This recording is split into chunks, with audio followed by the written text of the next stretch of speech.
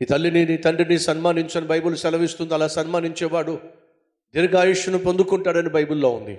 తమ్ముళ్ళు చెల్లెళ్ళు, నువ్వు దీర్ఘాయుష్మంతుడు కావాలంటే, మంచి ఆరోగ్యం కలిగి ఆయుష్ పోసుకోవాలంటే అమ్మను నాన్నను ఏడిపించడం మాని అమ్మకు నాన్నకు సంతోషాన్ని పంచిపెట్టు. దావీదు 8వ అధ్యాయంలో ఏం చేశాడు చూస్తున్నావు? తన చుట్టూ ఉన్న దేశాలను అణిచివేశాడు. తన దేశానికి ప్రశాంతతనిచ్చాడు.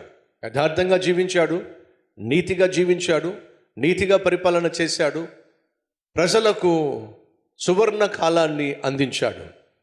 ఎందుకు అంత అద్భుతమైన రాజుగా దావీదు వర్ధిల్లాడంటే, దావీదు స్వతహాగా చాలా మంచివాడు. దావీదు స్వతహాగా మంచి మనసున్నవాడు. భర్తగా నువ్వు కానీ మంచివాడివైతే, భార్యగా నువ్వు కానీ మంచిదానివైతే నీ కుటుంబం చాలా బాగుంటుంది. నీ భార్య చెప్పగలగాలి, నా భర్త చాలా మంచివాడు.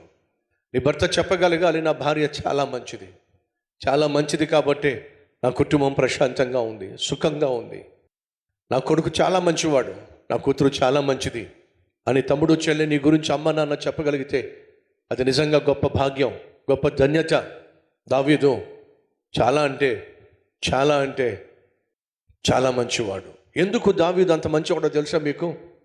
బైబిల్ సెలవిస్తుంది, దావీదు యెహోవా హృదయానుసారుడు అంటే అర్థం తెలుసా? దావీదు కలిగి ఉన్న హృదయం దేవుని హృదయం అట. దేవుడు ఎలా ఆలోచిస్తాడో దావీదు అలాగే ఆలోచిస్తాడు. దేవుడు ఏం చేయాలనుకుంటాడో దావీదు అలాగే చేయాలనుకుంటాడు. దేవునికి ఉన్న తత్వం ఏమిటో, వ్యక్తిత్వం ఏమిటో దావీదులో కూడా అదే తత్వం, వ్యక్తిత్వం కనిపిస్తుంది.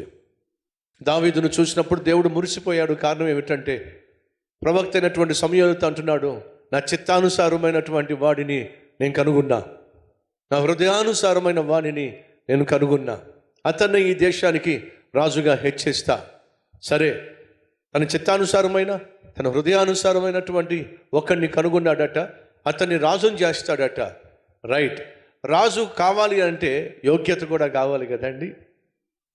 దేశాన్ని పరిపాలించి ఉన్నత స్థితికి చేరాలి అని అంటే తనకు అర్హత కావాలి కదండి. సహోదరి సహోదరులు, దేవుడు ఒక వ్యక్తిని హెచ్చించాలి అని అంటే కావలసిన అర్హత దేవుడు ఆశించినట్టుగా జీవించటం, దేవుని చిత్తానుసారంగా జీవించటం. దావీదు ఎవరు? రాజుకి పుట్టాడా? రాజు వంశంలో పుట్టాడా? లేదండి. దావీదు పాలేరు పనిచేశాడు. పాలేరులు ఏం చేస్తారు? పశువులను మేపుతారు. దావీదుకు అదే పని ఇచ్చాడు వాళ్ళ నాన్న, పశువుల కాపరి, గొర్రెలు మేపుకునేవాడు. కానీ మంచి మనసున్నవాడు. సహోదరి సహోదరులు, ఈరోజు ఏ పని చేస్తున్నావు? ఏం చేస్తున్నానయ్యా, నేను ఇళ్ళల్లో పని చేస్తున్నాను, ఇస్త్రీ చేసుకుంటాను, వాచ్మెన్గా ఉంటాను, వడ్రంగిగా ఉంటాను, ఆఫీస్ బాయ్గా ఉంటున్నాను, ఏదో చిన్న చితక ఉద్యోగం చేసుకుంటున్నాను, కూరగాయలు అమ్ముకుంటున్నాను, షాప్లో సేల్స్ గర్ల్గా సేల్స్ బాయ్గా ఉంటున్నాను, ఓ హోటల్లో రెస్టారెంట్లో ప్లేట్లు క్లీన్ చేస్తున్నాను. నువ్వు ఏం చేస్తున్నావు అనేది నా దేవునికి అవసరంలా, నువ్వు ఏ మనస్సు కలిగి ఉన్నావో అదే నా దేవునికి కావాలి.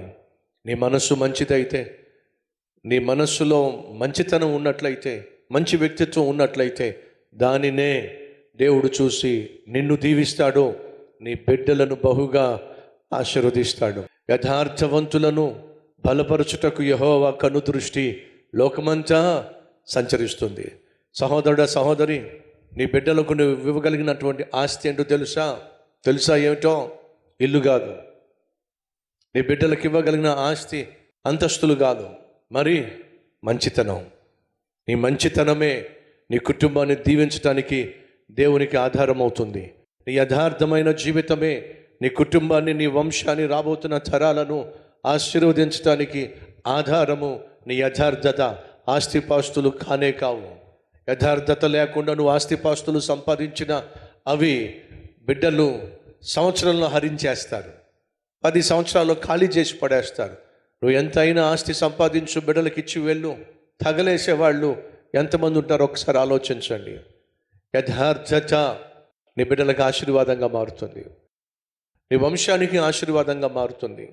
దావీదు యథార్థవంతుడు, నీతి కలిగిన వాడు, మించి చాలా మంచివాడండి. దావీదు యొక్క జీవిత చరిత్రలో 2 అధ్యాయాలు కేవలం తన మంచితనం కోసం రాయబడినాయి. 9వ అధ్యాయంలో మనం చూస్తున్నాం. ఏమిటో చూద్దాం రండి.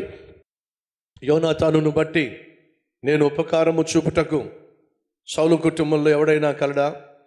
యోనాతానును బట్టి నేను మంచితనము చూపించుటకు, ఉపకారము చేయుటకు ఎవరైనా బ్రతుకున్నారా? యోనాతాను సౌలు అనే రాజు యొక్క కొడుకు, దావీదు యొక్క మంచి స్నేహితుడు. యోనాతాను బ్రతుకున్నాడా? లేడండి, చచ్చిపోయాడు. కానీ చనిపోయినా సరే దావీదు ఏమంటున్నాడో తెలుసా? నా స్నేహితుడైనటువంటి యోనాతానును బట్టి తన కుటుంబంలో ఎవరైనా బ్రతుకుంటే వాళ్ళకి నేను ఉపకారం చేయాలి. ఎందుకయ్యా అంటే, యోనాతాను నాకు మంచి స్నేహితుడు. తండ్రిలో తల్లిలో మళ్ళా చెప్తున్నా, మంచి స్నేహితులను కలిగి ఉండండి. మీ పిల్లలకు మంచి స్నేహితులను పరిచయం చేయండి. ఆస్తి కంటే, అంతస్తు కంటే గొప్ప ఆశీర్వాదాన్ని పంచగలిగింది మంచి స్నేహం. దావీదుకు ఒక మంచి స్నేహితుడు ఉండేవాడు, యోనాతాను. యోనాతాను తన కుటుంబానికి ఇచ్చిన భాగ్యం ఏంటో తెలుసా? మంచి స్నేహితుడిని ఇచ్చాడు.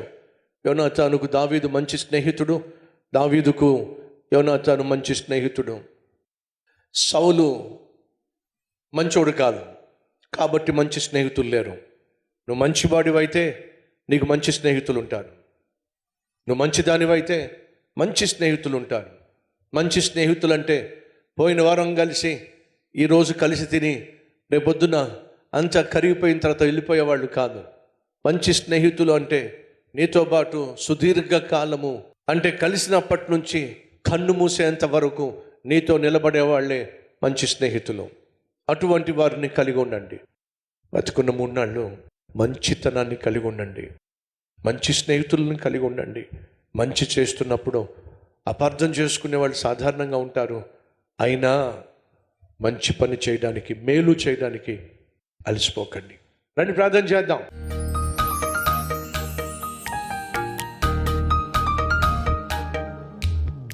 మహాపరిశుద్ధుడివైన ప్రేమ కలిగిన తండ్రి, ఓ శ్రేష్టమైన సందేశం ద్వారా ప్రతి ఒక్కరిని ప్రభువా మీరు దర్శించి బహుసూటిగా స్పష్టంగా దావీదు యొక్క మంచితనం నుండి నాయన విలువైన సందేశం మాకు ఇచ్చా.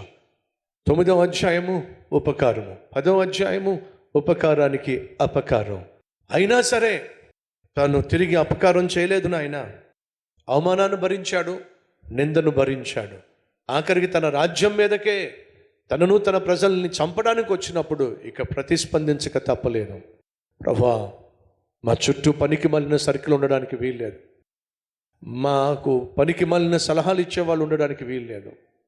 అయ్యా, మా తమ్ముళ్ళు చెల్లెళ్ళు నాయన చెత్త చెదారంతో కూడినటువంటి స్నేహితులను కలిగి వారి ప్రభావం చేత నశించిపోవడానికి, యవన ప్రాయంలో నాశనం కావడానికి వీల్లేదు. ప్రతి తండ్రి, ప్రతి తల్లి మంచి మనసు కలిగి, మంచి స్నేహితులను కలిగి, మంచితనాన్ని, మంచి సాక్ష్యాన్ని, మంచి స్నేహితులను బిడ్డలకు విడిచిపెట్టి వెళ్ళాలి. అట్టి కృప మాకు దయచేయండి అయ్యా. నాయన, ఈ శ్రేష్టమైన సందేశం అందరి హృదయాలను బహుగా ప్రభావితం చేసింది.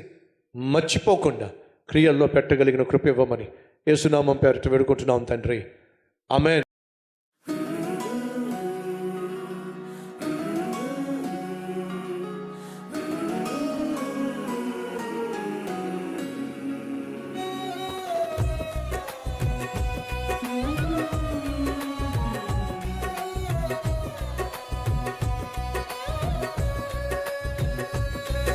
డైలీ డివోషన్ మీకు ఆశీర్వాదకరంగా ఉంటే 10 మందికి షేర్ చేయండి, లైక్ చేయండి, ఒక కామెంట్ పెట్టండి.